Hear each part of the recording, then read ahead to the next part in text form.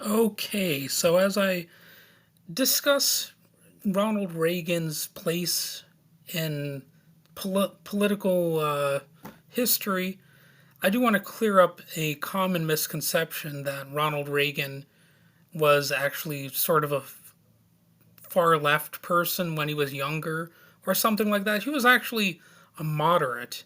I don't think that he transformed from a very left wing young man into a very right wing older man.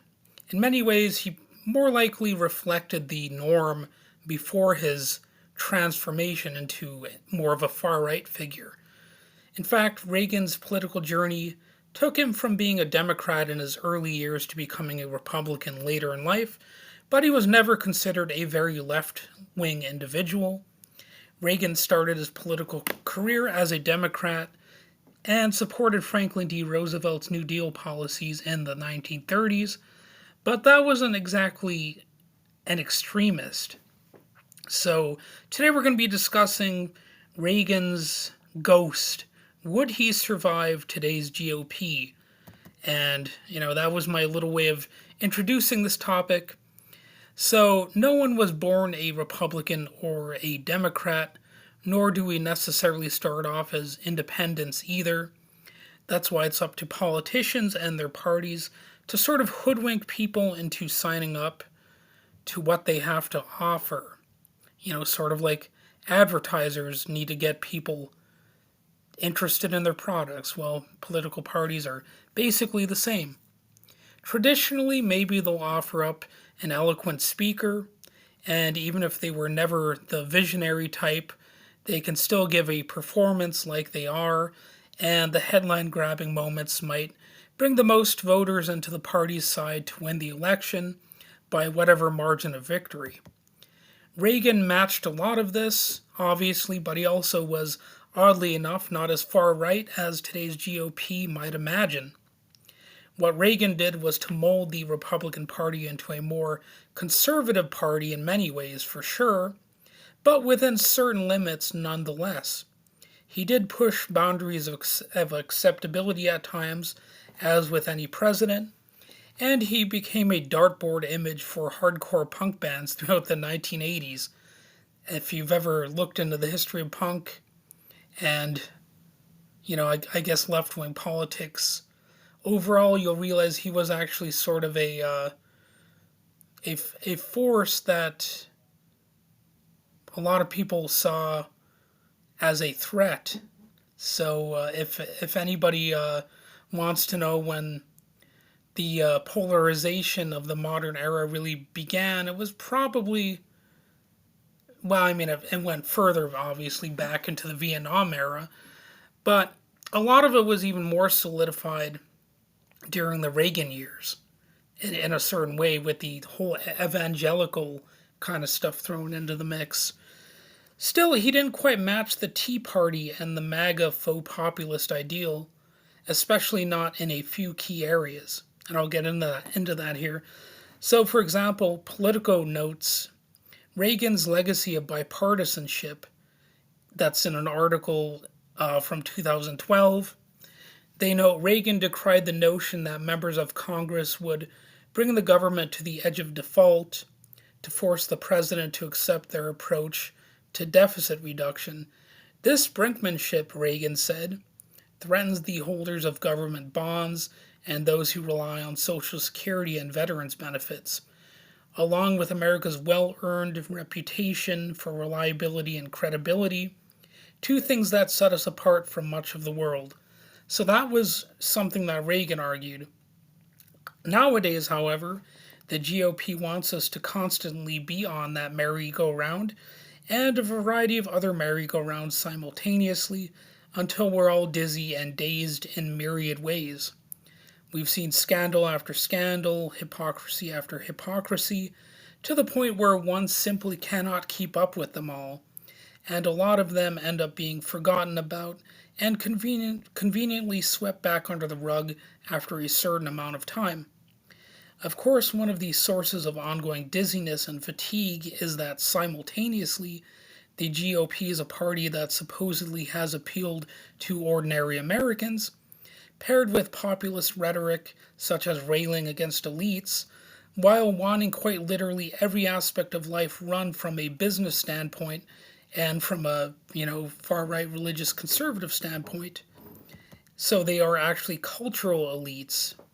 That actually does go back a little bit to the Reaganism, maybe even substantially.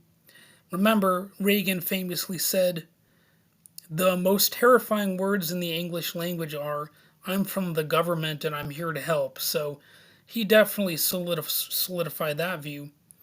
And any smart citizen might have countered, well, if you think those are scary words, then you shouldn't be in office, motherfucker. Like if if you're not there to help them, what are you there for? Obviously, if there is to be a government and if it is to play any role, it should be precisely there to occasionally help people out. And I would not say that just about government, but any organization. If an organization does actual harm, you either work to reform it or scrap it. You don't try to run it and improve things by hanging on to that organization's very worst features. In this case, warfare, greed, history of racism, sexism, etc. Then along came George H.W. Bush, Ronald Reagan's vice president and ascendant president. He held that he wanted his own administration to craft a kinder and gentler nation. So, isn't that nice? Then he, of course, invaded Iraq, started a twisted legacy that ultimately left a huge amount of Iraqis dead, including through sanctions, and all that kind of fun stuff. But these sort of Republicans are still not extreme enough for the current crop of MAGA maniacs that we all know so well.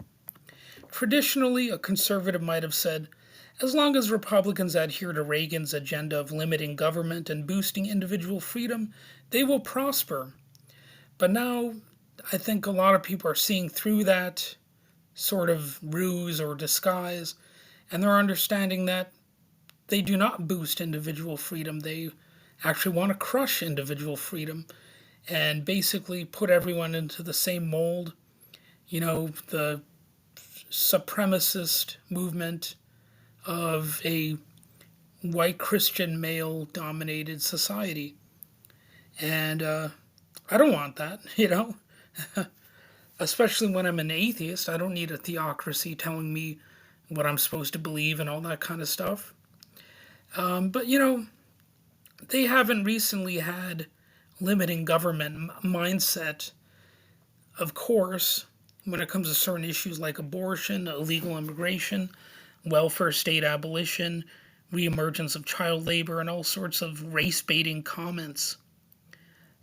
Those are all a part of them trying to expand the breadth and depth of government. Again, oddly enough, some of that actually stands in contrast with Reagan. Ronald Reagan, he said in 1984, "I believe in the idea of amnesty for those who have put down roots and lived here, even though sometime back they may have entered illegally."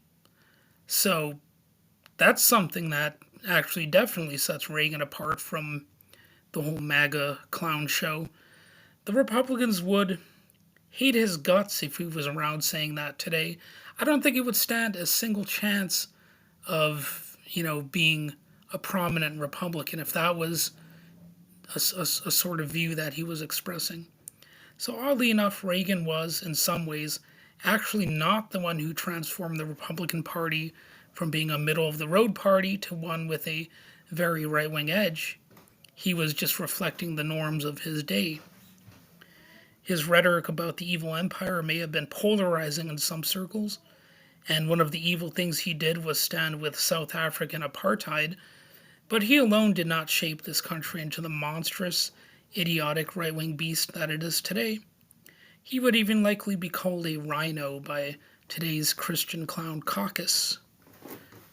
So, yeah, that's my view of Reagan.